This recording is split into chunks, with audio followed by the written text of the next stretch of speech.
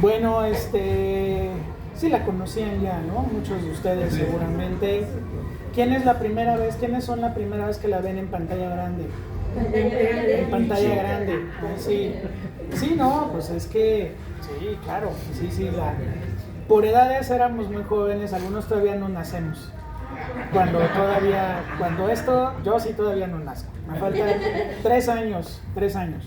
Pero bueno, tenemos que hablar de mucha gente importante con Atrapados sin Salida, que bueno, para nuestros amigos que llegaron un poquito después, bueno, pues vamos a hacer la conmemoración de algunos clásicos que este año cumplen 50 años y que pues son películas que nos siguen inspirando y siguen provocando muchas emociones muy padres, ¿no?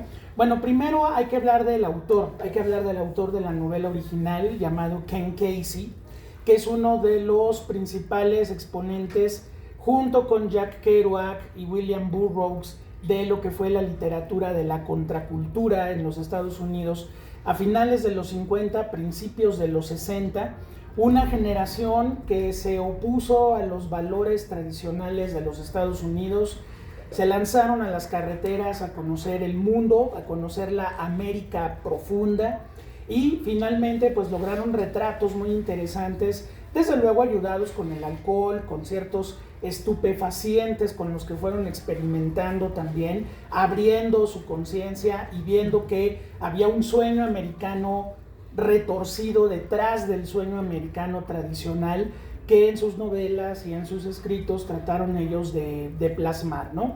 En el caso de Ken Kesey es muy interesante que él tiene novela, tiene poesía, tiene cuento, tiene muchos géneros que él abarcó, pero la inspiración para esta historia, que tiene un título en inglés que no acabamos todavía de definir muy bien, porque viene de algo que aparece en la novela. En la novela, el jefe es el que narra la historia en la novela. El jefe tenía, una abuela india y esta abuela le cantaba canciones de cuna y una de las canciones habla de 1, 2, 3, es una especie de nana, es una especie de canción de cuna, pero dice, de pronto salieron 3 aves.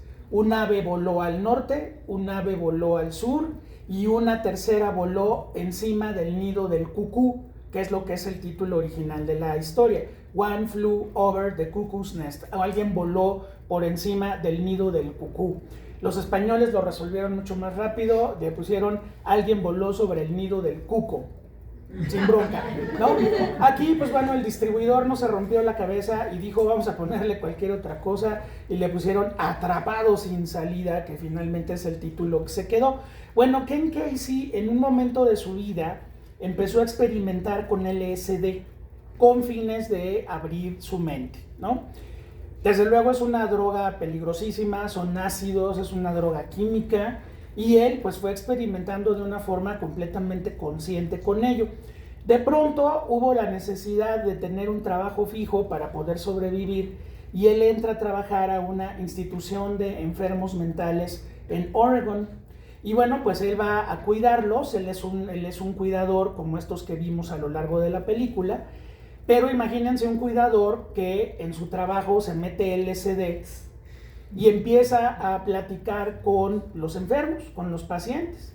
Entonces él, conforme va tomando notas de lo que le cuentan, de lo que le platican, pues va diciendo, es que estos no están locos, no tienen nada de locos. O sea, realmente lo que yo encuentro, escribe Ken Kesey, dice, lo que yo encuentro es que son gente que no quiso seguir las normas sociales tradicionales, se volvieron peligrosos y entonces los fueron a meter a este lugar. Luego descubre, también en su viaje de LSD, que muchos de los que están en ese lugar están por convicción propia y porque no quieren salir al mundo. Entonces eso lo espanta todavía más. Dice, bueno, hay unos que están atrapados, pero hay unos que están por voluntad, por propia en este lugar. Entonces, una vez que abandonó ese trabajo porque finalmente le pareció terrible la experiencia, pues se pone a escribir esta novela que se publica por primera vez en 1962 y se convierte en un éxito de ventas y de crítica inmediato. Porque, pues bueno, lo que Ken Casey está logrando, lo que Ken Casey está haciendo, es poner a la institución mental como el elemento principal de represión de un Estado, de un sistema, que finalmente confina a la locura a los que no siguen la regla. No sigues las reglas, no te vas a portar como nosotros necesitamos, entonces al manicomio. Y bueno, pues es lo que le pasa al personaje de McMurphy en la película. Entonces bueno, la novela fue inmediatamente abrazada por el público. Kirk Douglas, aquí entra Kirk Douglas, y Kirk Douglas va a hacer una primera versión para un teleteatro en 1963, o sea, calientita la novela. Él hace una versión para teatro en televisión en vivo, como se hacían muchas en aquellos años, y finalmente se queda con los derechos durante mucho tiempo para poder hacerla en cine. Bueno, vamos a cerrar a Ken Casey. Ken Casey sigue teniendo una carrera impresionante en las letras. Le va muy mal también porque obviamente el LSD empieza a hacer sus efectos negativos y bueno, tiene una vida bastante pesada con eso. Por otro lado, se le muere uno de sus hijos, en fin, tiene una vida pues como la de cualquier ser humano y cualquier artista. Y finalmente, en el 2001, Ken Casey murió de una forma muy terrible. Acababa de pasar el 11 de septiembre de 2001. Él lanza una convocatoria nacional para que todos los autores y escritores de los Estados Unidos se unan y puedan pues pedir que haya una paz después de estos atentados y no una guerra en contra de Medio Oriente, que finalmente fue lo que ocurrió. Y el 10 de noviembre del 2001, él vivía muy cerca de uno de los aeropuertos de Nueva York y quiso el destino que un avión saliera con destino a cualquier lado, y este avión a menos de 10 minutos se cae sobre una zona residencial donde estaba la casa de Ken Casey, y el avión cayó justo encima de su casa y muere, desde luego con muchas más personas porque acabó con toda un área residencial, pero fue un accidente de avión del que casi no se habló en los medios, pues porque claro, la gente está asustada después de lo que había pasado mes y medio antes, ¿no? Y ahí se murió Ken Casey. Entonces, bueno, Kirk Douglas mantuvo los derechos de la novela durante muchos años, pero no encontró el apoyo necesario para hacerla. Todo el mundo, todos los estudios le decían, oigan, no, pues sí, usted va a ser, yo voy a ser McMurphy. No, pues está padrísimo, pero la película va a ser profundamente deprimente. Nadie la va a querer ver. La novela es exitosísima, pues sí, pero la novela es la novela, en la película nadie la va a ir a ver. Y entonces a Kirk Douglas se le fue pasando el tiempo y se le fue pasando la edad. O sea, para cuando finalmente un estudio que fue, bueno, no fue un estudio, sino fue una iniciativa de su propio hijo, Michael Douglas, quien logró levantar el dinero y levantar la producción para hacer la película. El propio Michael Douglas dice, pues de repente nos topamos con que mi papá ya tenía 50 años. Dice, ya no puede ser McMurphy, ya no le da. ¿Sí? Ya no le da la edad, ya no sería congruente, se vería como un abuelito en medio de todos ellos. Y entonces, pues con todo dolor de su corazón, Michael Douglas, con un productor con el que se va a asociar y que bueno, van a lograr una maravilla de mancuerna, y luego ya los dos separados, sobre todo Saul Zaentz, que es el otro productor de la película. Saul Zaentz es un señor que estaba en la Universidad de Berkeley. Estaba en el área de teatro, en el área de comunicación. Había logrado fundar una compañía productora que se llamaba Fantasy Films. Y Fantasy Films era también, hacían discos y hacían varias otras cosas. Bueno, ese es uno de los productores maravillosos que va a lograr películas importantísimas. Producción también suya es Amadeus. Producción también suya es El paciente inglés. Tuvo durante toda la vida los derechos de El Señor de los Anillos de Tolkien. De hecho, se los tuvo que comprar a Peter Jackson, a Saul Zaentz, porque los tenía casi a perpetuidad. Y bueno, pues Saul Zaentz empieza una carrera como productor importantísima, pero cuando ya se topan con la posibilidad de hacer la película, pues de pronto viene la necesidad de tener un director y tener un actor importante para los personajes. En la parte del actor, pues bueno, se barajearon varios nombres que afortunadamente todos rechazaron la película. Desde Marlon Brando, Paul Newman, Al Pacino, Robert De Niro, todo el mundo pasó por el personaje de McMurphy y todo el mundo dijo que no, hasta que alguien dijo, bueno, ¿y Jack Nicholson qué? ¿No? O sea, tenía en aquel momento 38 años, tampoco era un jovencito, pero finalmente podía dar muy bien el papel de McMurphy. Se lo ofrecieron y Jack Nicholson dijo que sí. Y bueno, a partir de aquí creo que la carrera de Jack Nicholson sí se enfila mucho hacia toda una serie de locos maniáticos que, pues desde el drama, pero fíjense qué padre, o sea, yo siento que sí en un momento dado Jack se quedó muy cómodo en una zona de locura, pero es una zona de locura muy versátil, o sea, te puede hacer el loco de cómic del Guasón, o te puede hacer el loco de comedia de Locos de Ira, o se puede ir al terror en El Resplandor, o sea, es una locura sumamente versátil que finalmente empieza con el personaje de McMurphy. Al mismo tiempo Michael Douglas va eligiendo conocidos suyos que puedan hacer como todo el ensamble alrededor de McMurphy, y bueno, todos los actores que vieron en la película son espléndidos y hay algunos que les tenemos mucho cariño, ¿no? Un chaparrito amigo de Michael Douglas que se llama Danny DeVito, que pues bueno, ahí ven lo chaparrito que realmente es Danny DeVito. Pues bueno, Danny DeVito era gran amigo desde la universidad de Michael Douglas, entonces se queda en la película. Le recomiendan a Christopher Lloyd y cuando se lo recomiendan le dicen, es que tiene una cara de loco que no puede con ella. Entonces bueno, lo rapan todavía, pues todavía más, ¿no?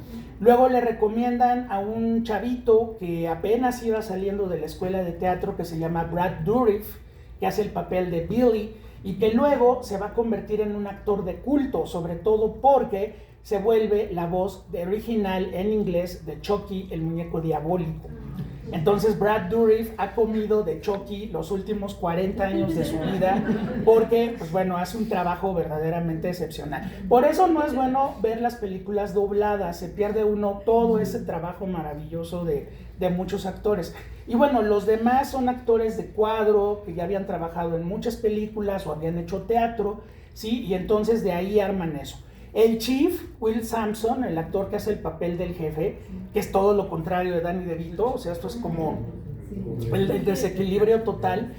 Efectivamente era un indio que era actor profesional y que un día se le ocurrió entrar a una tienda donde Danny DeVito era una especie de Oxxo, donde Danny DeVito atendía, y entonces Danny DeVito leyó la novela y cómo lo describe Ken Casey. Y entonces un día le dijo a Michael Douglas, oye, a mi tienda va un cuate que es indio, mide 2 metros 20, bueno, imagínense viéndolo, ¿no? Dice, mide 2 metros y medio, es una cosa impresionante. ¿Quieres que le hable para que haga casting? No, en el momento en el que lo vieron, se quedó en la película porque no iban a encontrar nadie mínimamente parecido a Will Sampson, que así se llama el actor, y que hizo 800 películas y series de televisión, y a partir de aquí, todos a partir de aquí tuvieron ya una carrera muy importante, ¿no? Bueno, Danny DeVito, ni hablar, otro personaje muy interesante, bueno, Danny DeVito tuvo carrera, Brad Dourif tuvo carrera, desde luego Christopher Lloyd, pues bueno, en los 80 se le ocurre hacer Volver al Futuro, bueno, de ahí en adelante pues ya es un actor de culto también. Y hay otro actor importante, ahorita se me fue ahorita quién es el otro importante de la película, pero bueno, todos van a tener una carrera notable. Ahora nos hace falta director, porque finalmente Kirk Douglas iba a dirigir y actuar la película, y cuando su hijo lo sacó de la película, pues él le dijo, yo ya no participo. Entonces fue Saul Sands quien le dijo, oye, ¿conoces el trabajo de Milos Forman? Y le dijo Michael Douglas que no, y no era culpa de Michael Douglas. Realmente el cine de Milos Forman en Estados Unidos se había visto solamente en festivales y nada más. Dice, no lo conozco. No, te lo voy a presentar. Se van a Nueva York, se van a la Cinemateca, y entonces en el American Film Institute es que Michael Douglas ve Los amores de una rubia, Al fuego bomberos, las películas que Milos Forman había hecho en el contexto de la llamada Nueva Ola Checa, cuando los checos a principios de los años 60, y acuérdense que Checoslovaquia tiene una historia muy de ruptura con el socialismo común. A partir de los años 60, los checos empezaron a despegar del Partido Comunista, empezaron a tener un auge cultural, cinematográfico, literario, surge Milán Kundera, por ejemplo, y surge toda una generación de directores y una directora mujer importantísimos que van a conformar el movimiento llamado la Nueva Ola Checa. Películas protagonizadas por jóvenes, películas que eran de ruptura formal y de ruptura narrativa, que hablaban de cómo los jóvenes estaban siendo reprimidos por el sistema socialista realmente. Y bueno, pues Miloš Forman, con toda su generación, Miloš Forman venía de estudiar en la FAMU, la Academia de Artes y Música de Praga. Ahí es donde todos estudian cine, ahí es donde todos empiezan sus carreras, el Estado les produce sus películas y es un previo muy interesante a lo que va a ser finalmente y lo que ustedes conocen como la Primavera de Praga, ¿sí? Cuando viene este estallido social, una rebelión totalmente hacia el socialismo, que los rusos terminan aplastando en hacia agosto de 1968 con una invasión militar del Pacto de Varsovia, y donde finalmente la Primavera de Praga queda aplastada en ese 68. Todos los cineastas tuvieron o que huir de Checoslovaquia o se tuvieron que quedar a hacer el cine que les pedía el Partido Comunista. En el caso de Miloš Forman viene de una formación muy terrible. La madre de Miloš Forman muere en Auschwitz, era una familia judía, el padre desaparece durante muchos años, él crece como un niño que se hace pasar por católico de familia en lo que se acaba la Segunda Guerra Mundial. Entonces Miloš Forman viene cargando todo un peso muy fuerte, tanto de la Segunda Guerra Mundial como del Holocausto, como de el régimen comunista, tanto como del humor que tienen los checos. Los checos tienen un sentido del humor muy especial. Digo, no por nada es la tierra de Franz Kafka también.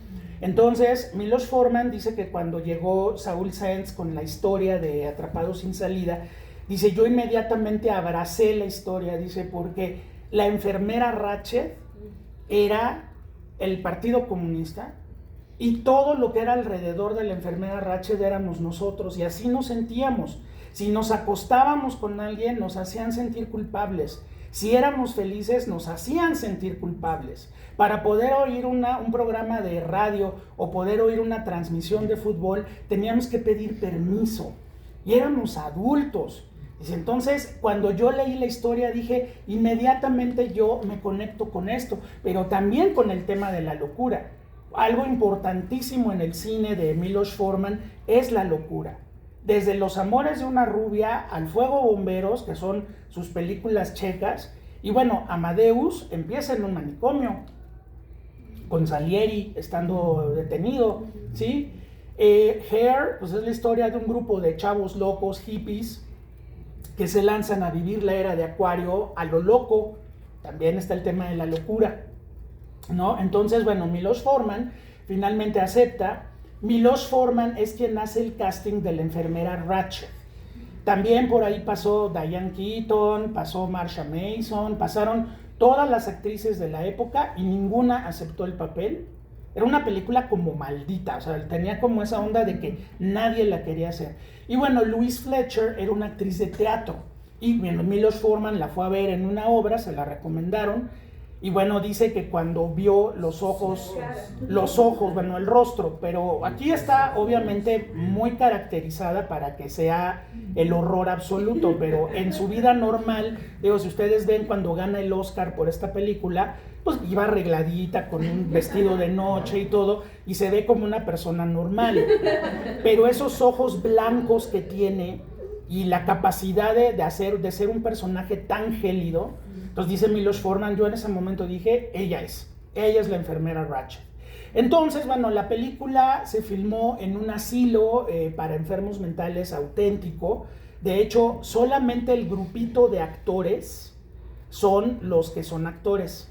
todos los demás no son actores, son enfermos auténticos, son pacientes auténticos.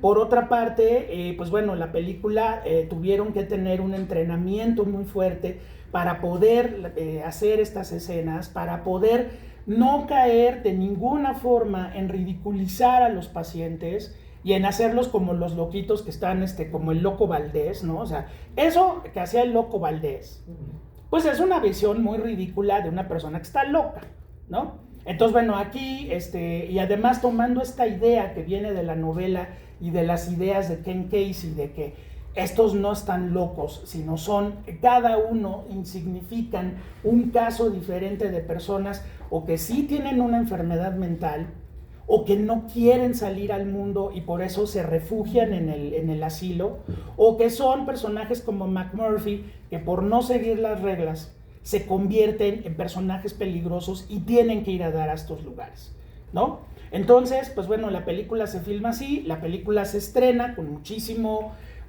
miedo de que la gente saliera deprimidísima de la película, y al contrario, la gente abrazó a la película profundamente.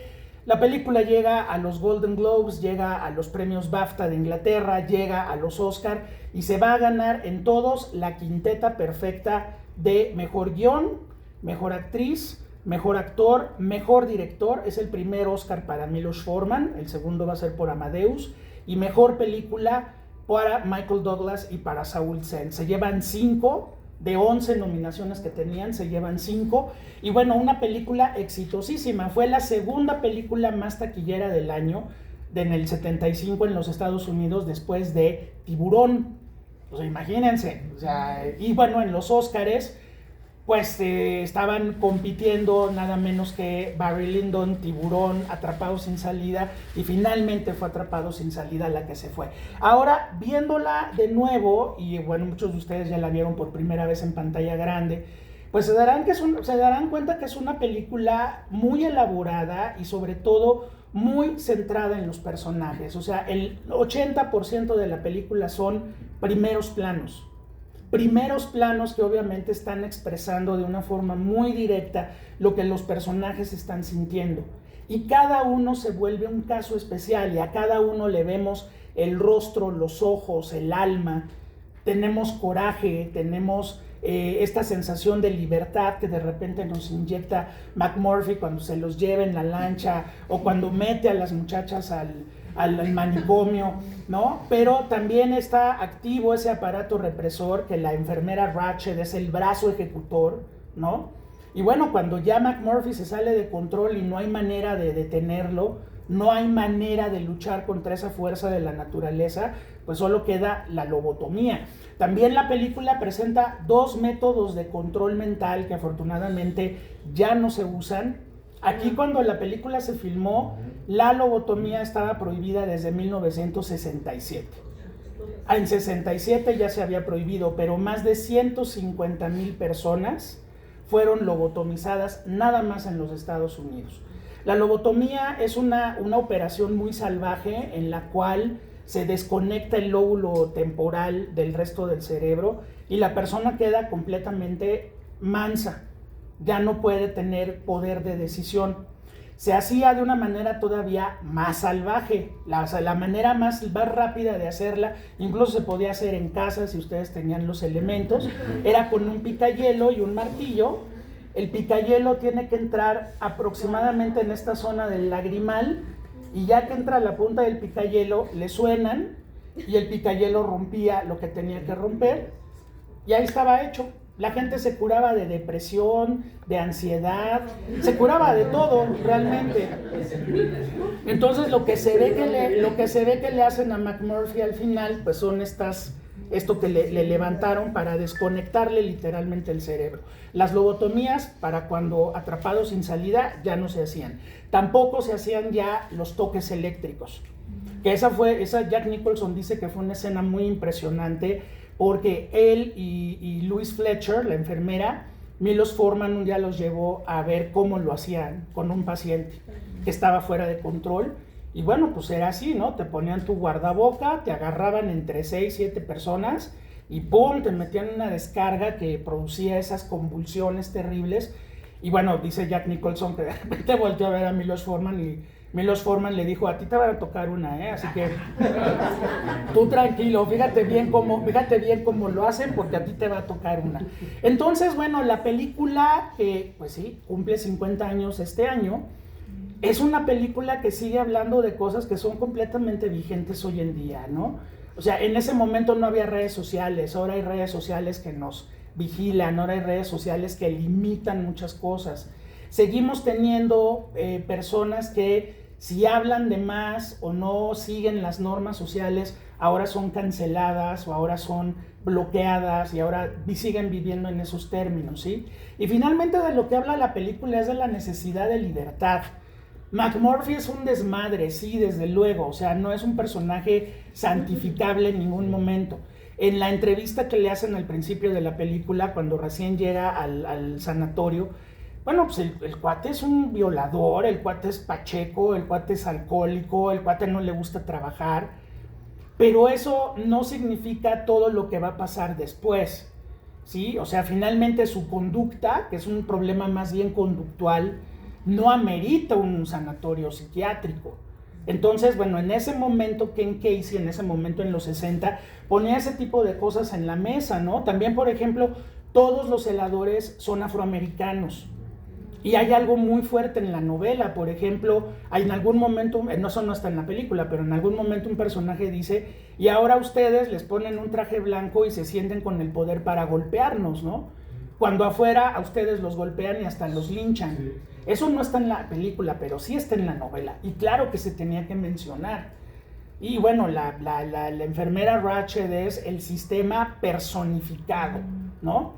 Por eso esa frialdad, por eso esa capacidad de destrucción que tiene y de también, pues desde luego, una cierta perversidad muy clara que le imprime la historia, ¿no? Pero bueno, pues es sin duda una de las grandes películas de los años 70, de un momento además donde Estados Unidos tenía una actitud autocrítica hacia su sociedad, hacia sus instituciones, y bueno, finalmente Atrapados sin salida, ya para terminar y darles la palabra a ustedes, Atrapados sin salida también abrió mucho el debate sobre el trato a la enfermedad mental, que finalmente, pues bueno, sigue siendo terrible en muchos casos, sobre todo pues en países que no han desarrollado o no tienen los medios para desarrollar una buena atención, pero sí se pusieron varias cosas en la mesa que lograron cambiarse en ese sentido, ¿sí?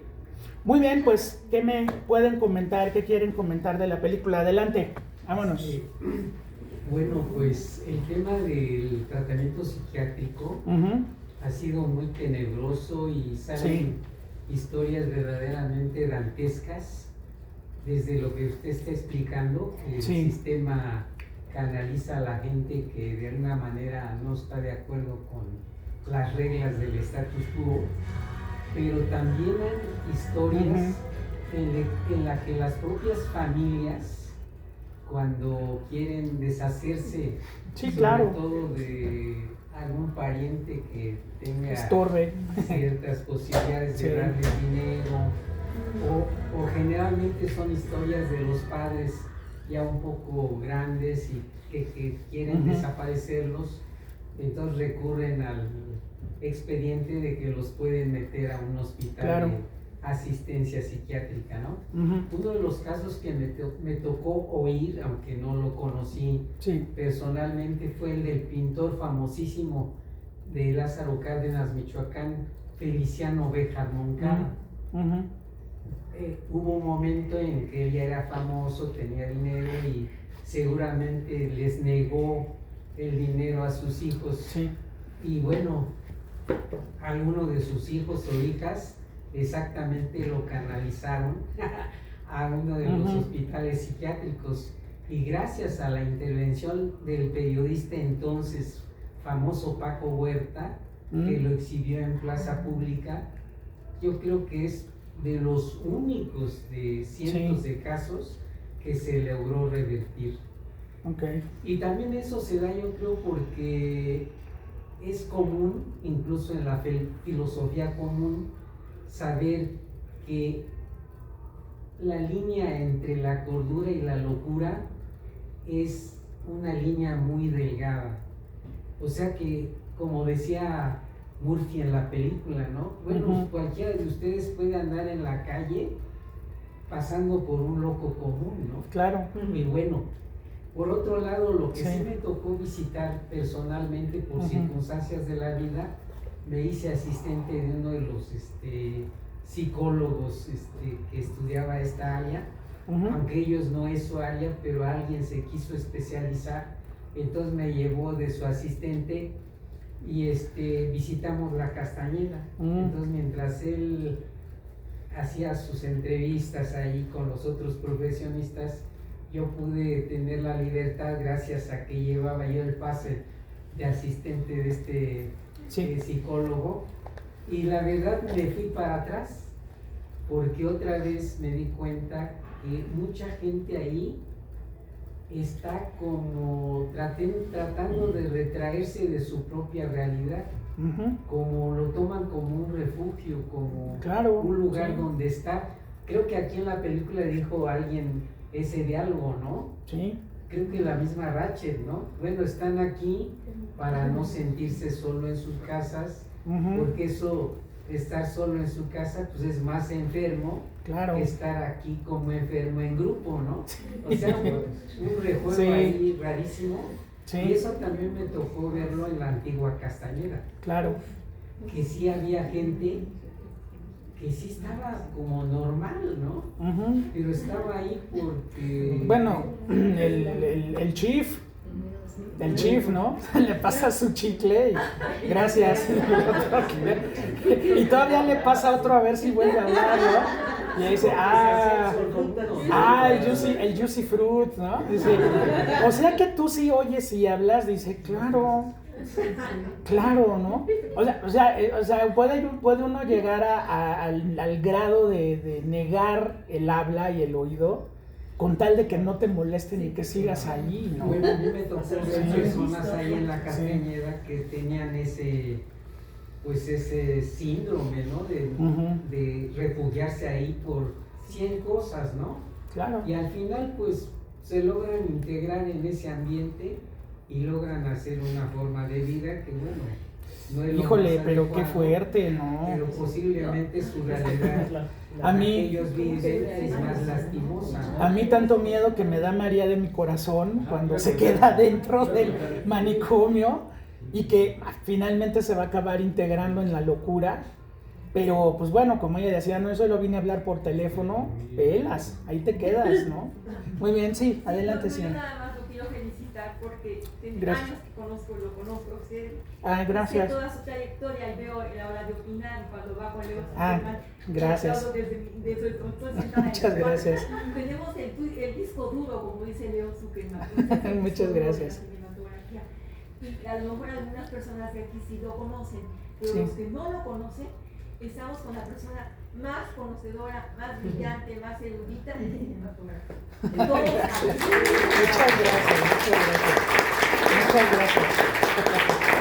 Gracias. Aumentar el comentario de que no sabía yo todas las vicisitudes de Kirk Douglas. Sí. Porque había yo leído que tuvo una vicisitud cuando hizo Espartaco.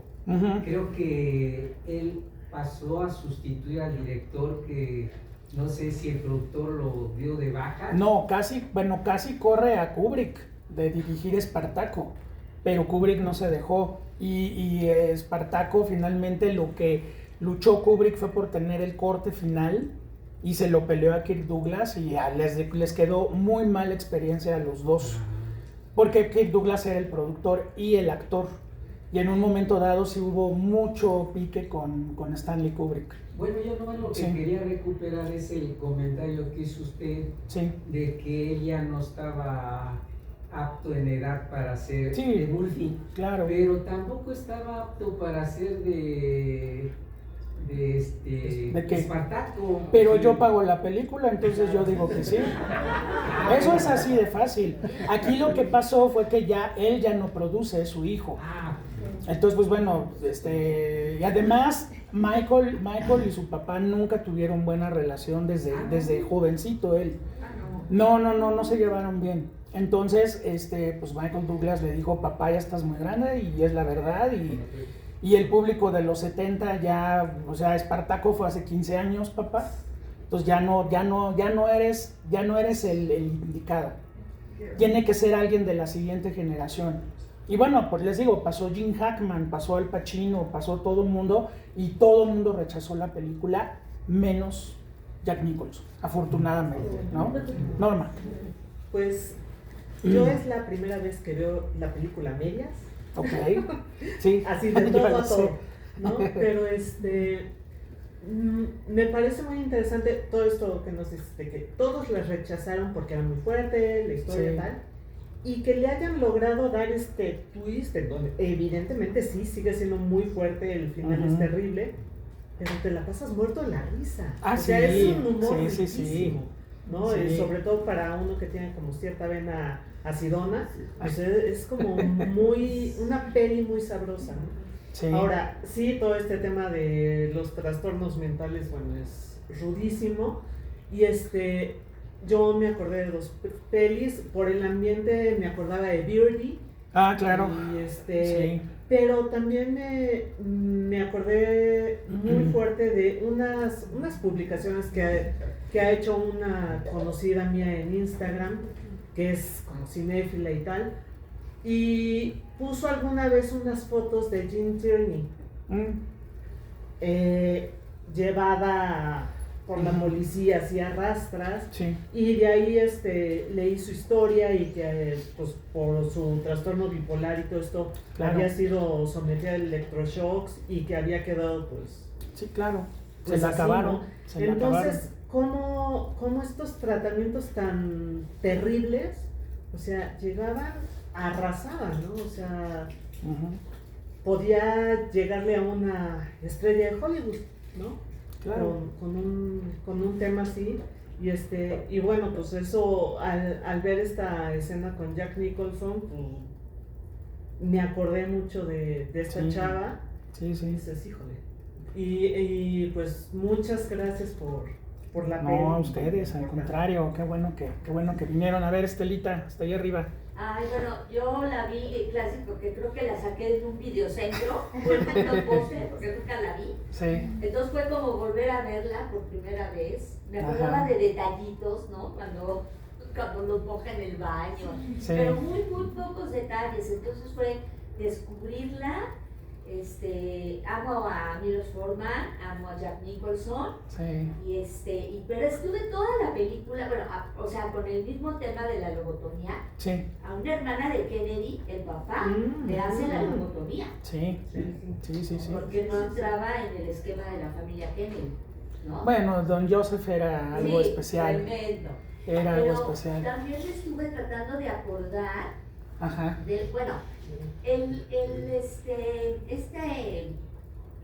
que le roba las llaves, que es cuando la fiesta y todo, ¿no sale en El Resplandor? Sí, claro, ese es Catman Crothers. Y todo el tiempo tratándome de acordar del nombre de un actor que tiene la cara muy larga, con unas ojeras. Ese se llama Vincent Schiavelli. Vincent Schiavelli era un actor de Actors Studio, o sea, con una formación profesional increíble, y aquí conoció a Milos Forman y se hicieron grandes cuates. Entonces, si tú ves toda la filmografía de Milos Forman, te lo encuentras. Siempre le daba papeles, porque le decía a Milos Forman en broma, le decía, es que si yo no te doy trabajo, ¿quién? ¿No? Le decía, eres muy feo, eres un actor muy feo. También hay un personaje, yo le decía a mi mamá cuando sale por primera vez, hizo un personaje antológico que dura, no sé, debe salir 7 minutos en pantalla, que es el fantasma del metro en Ghost. Es el fantasma del metro, el que lo ayuda a poder patear cosas y eso. Y así era, o sea, era una especie de muerto viviente el cuate. Blanco, altote, con unas ojerotas, luego se dejó una barba así de gnomo, se ve todavía peor, ¿no? Y sale en varias películas y hasta lo matan rápido. Por ejemplo, en Batman regresa, Batman lo mata, y sale y Batman lo mata, ¿no? ¡Boom! ¿No? Pero es Vincent Schiavelli y era un actor de teatro importantísimo y muy reconocido. Él era el que se me estaba yendo, Vincent Schiavelli, sí. Y bueno, Sí. además de lo que dijo acá nuestra compañera, Sí. no solo es todo lo que sabes, sino como lo que le imprimes, como ese gracias. gusto, ese amor, esa cosa que solo tú tienes. Muchas gracias, Estelita, muchas gracias. Gracias, Chucho. Además, estás Pásale. documentado de todo el contexto. Gracias. No únicamente la parte del cine, Sí. toda la parte política, social. Muchas gracias. Bueno, no sé si hay algún otro comentario. Sí, por acá. Yo solo la había visto una vez, justamente Sí. en pantalla chica, por eso Sí. me gustó la primera pregunta, ¿quién es la primera vez que la vi en pantalla grande? Porque se ve todavía más perversa la enfermera, o sea... Sí, sí, da más miedo. Tengo Sí. un conocido que es psicólogo y él, me acuerdo mucho que él decía que es más perverso el acto de manipular a alguien, ¿no? No en un Claro. sentido de perversión explícita, sino esta perversión que es lo que hace la enfermera. Ella tiene el poder, ¿no? Incluso la junta está determinando qué hacer y ella dice, no es lo que damos, o sea, ¿por qué darle nuestro problema a alguien más? Pero solo es para dominarlo. Claro, para controlarlo. Es un personaje, pues sí entiendo por qué. Bueno, provoca la muerte de Billy. él, ¿no? Provoca la muerte de Billy. ¿Y cómo se Claro, llama sí. la mamá? Él se sentía también que hasta se le olvidó el tartamudeo, ¿no? Y cuando enseguida Sí, le empieza a sí, sí, preguntar sí. y lo empieza a culpar y ya, ¿no? O sea, Sí. pero ese personaje siempre me había dado así terror y me sigue dando terror. Es horrible. Yo ahorita ¿no? nunca le había visto los ojos tan blancos. Sí, sí. O sea, son de verdad unos son, además, seguramente Y es Milos que ella se ve toda Forman. blanca, ¿no? Claro. La enfermera. Sí, ya Pues, como está con que- su collarín, Ya como que el ¿no? collarín le da cierta humanidad, ¿no? Pero yo creo que Milos Forman le dijo, tú no vas a sentir nada, pero nada, y lo tienes que demostrar, ¿no? Entonces y Jack aún así Nicholson... se nota cómo disfruta cuando Sí, los claro. pone a pique ahí entre ellos y les mueve las historias. horribles, Claro, sí. hoy se pone a hablar frente de todos de la mujer del otro que le Sí, pone el cuerno. sí, sí. O sea, bueno, como terapeuta Sí, la sí, señora, pero es el sistema. O sea, de Oken Casey, acuérdense que los autores utilizan los arquetipos para que podamos entender la historia que se quiere contar. Entonces, la enfermera Ratched, que es fría, gélida, perversa, manipuladora, pues es todo lo que es Estados Unidos para toda esta generación de los beatniks, ¿no? Y los beatniks son McMurphy, pachecos, desobligados, ¿no? Entonces, pues sí, desde luego esos personajes se vuelven tan crispantes y tan transgresores que lo que hay que hacer es cooptarlos y destruirlos lo más pronto posible antes de que infecten al resto de la población. Claro, finalmente el chief se escapa. Claro. Y finalmente, la cara de Christopher Lloyd y de todos los demás es, ya se pudo alguien escapar, ¿no? Hay alguien que, abogado del diablo, que dice que esa escena no es cierta, que es un sueño Ok. del chief. Pero bueno, ya son interpretaciones, ¿no? Pero está bonito porque como inicia es el primer plano que vemos y lo Sí. vemos al final, entonces Sí. yo creo que eso le ayuda a que no sea tan depresivo y terrible al final, ¿no? Que no sepamos si fue sueño Claro. o si fue de verdad. Pero el que lleva la libertad, así que como si fuera Prometeo, ¿no? Llevas Sí. el fuego de la libertad Sí, él se y va. terminas destruido. O sea, McMurphy queda destruido. Me Sí. gusta mucho el juego que hace porque él, como no está loco como ellos quieren Sí. verlo, siempre está en este juego con la enfermera y con todos y él los quiere molestar, picar, hasta que a lo mejor no está el diálogo que comentabas de la película de los personajes negros, ¿no? Sí. Pero aún así, cuando está en la alberca le dice, salte de ahí, ¿no? Y le dice, es que tú no sabes dónde estás, aún no has entendido, ¿no? O sea, estás aquí no, Sí. hasta que nosotros queramos. Y se lo dice el personaje negro, ¿no? Que igual siempre se está riendo Claro. hablando de todo, ¿no? Le da Claro. risa a todo. Pero escena cuando les dice, si están viendo que ella es la que dice si me voy o no, ¿por qué me están Me diciendo dejan, que ¿por la qué me friegue? dejan que esté ahí? ¿Por qué no me avisan que esta es la que con la que no hay que meterse, ¿no? No, porque y me encantan todos los personajes están así dibujaditos con cincel, o sea, el señor que llora cada vez que le piden que participe en algo, Billy, Danny DeVito que no entiende absolutamente nada, ¿cómo se llama? El Chief, desde luego, que bueno, ya vimos quién es, pero igual Danny DeVito no entiende nada porque está haciéndose que no entiende nada. Es que ya la película te empieza a dejar en un círculo así. O sea, ¿quién está loco realmente? La loca es la enfermera Ratched, Claro, eso nos sí, queda clarísimo. claro. Pero ¿quién es el loco? ¿Quién está fingiendo estar loco para no enfrentarse al mundo y quedarse ahí?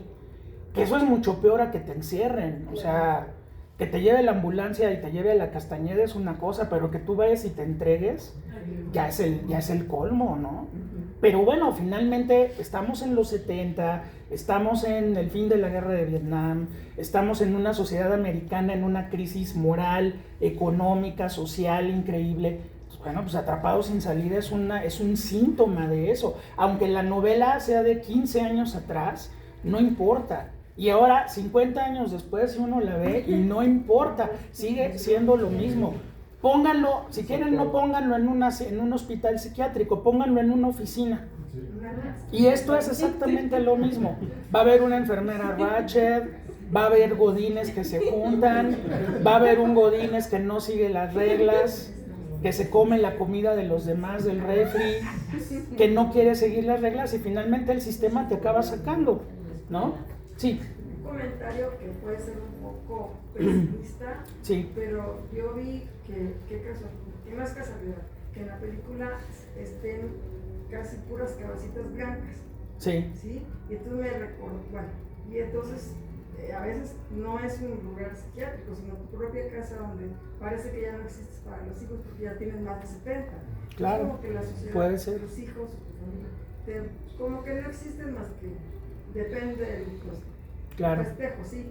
Pero me acordé de la película, no sé si tú lo hayas visto, La balada de Narayana. Claro, claro. Donde al final, oye, los padres al cumplir 30 años, ya son una boca más que alimentar, porque el pueblo de Japón, donde agricultor no tienen que comer, y entonces la madre ya vieja está rezando que el día que el hijo la lleve al volcán en una red. Ahí la llevas, sí, ahí la dejas. Los pies y todo. Y acuerdo que la lleva con una cuñada que se estaba muriendo, que me dice, oye, los papás ya tienen 60. Sí. A la Jusco. Ahora esa cuñada y yo ya tenemos más de 70. Nos quedamos pensando y las otras no solas. Y dicen, oye, nadie nos va a ayudar. No, esa película es una belleza, La balada del Narayama, de Shohei Imamura, pero sí, o sea, ahí los hijos son los que tienen que llevar a los papás cuando ya toca, ¿no? Pero todo el diálogo madre-hijo es bellísimo en esa película, ¿no? Sí, pues bueno, lo que hizo Ken Casey y luego lo hace Milos Forman por su parte en el cine, es mostrar a la institución mental como un reflejo de la sociedad.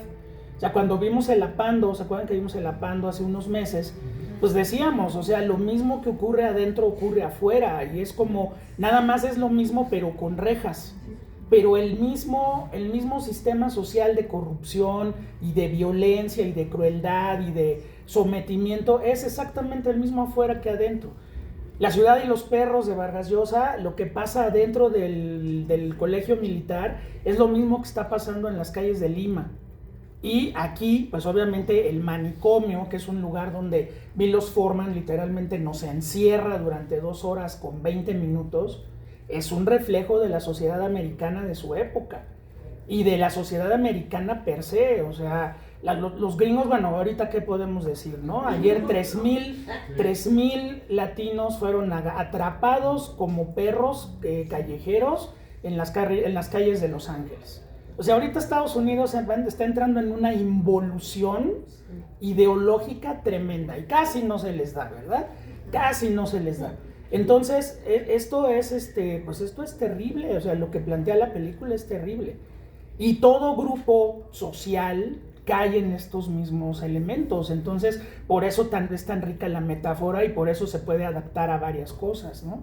Sí, Chucho, ¿querías decir algo? Sí, la película de Jack Nicholson también muy buena. El cartón llama 2 veces. Ah, claro. En ella estaba grande. Esa es, sí, pero esa ya es posterior. Esa ya es 81. Esa ya es 81. Sí, pero bueno, todavía Jack tuvo mucha gasolina, muchísima gasolina, ¿no? Sí. Muy bien. Sí.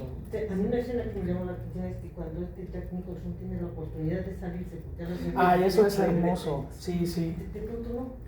Dice, ¿qué pasó? Cuando a veces tenemos la oportunidad de dar el paso. Claro. Pues, pero es que ahí él demuestra, esa escena está hecha para que él demuestre de lo que no está hecho el sistema. O sea, el sistema provocó la muerte de Billy y todo el mundo lo sabemos. Entonces él aún con la ventana abierta, las dos muchachas esperándolo, el jefe que también se tiene que fletar, ni modo a quedarse otro rato porque no se escapó pero cuando ve y estaba el momento preciso para escaparse por todo el desmadre de Billy, él corre a tratar de ayudar a Billy, ¿no? Entonces él ahí demuestra de qué está hecho ese individuo, que aunque sea un abusador y sea un borracho, drogadicto, flojo, paria social, tiene más dignidad y tiene más humanidad que el sistema. La enfermera Ratchet se queda así. No, y hay que continuar nuestra rutina, eso no es por lo normal. Hay que continuar con la rutina, no pasó nada, hay un muerto aquí, pero ustedes a lo suyo. Entonces, claro, a nombre de todos nosotros, bueno, primero le partió el hocico al otro, que también todo el mundo queremos partírselo, al enfermero, y luego cuando agarra a la Ratchet y la empieza a ahorcar, eso es a nombre de todos los espectadores de la película, que ya estamos pidiendo que por favor alguien acabe con ella. Pero, pues bueno, finalmente ahí él demuestra emociones que hasta ese momento el personaje no había tenido en esa carga.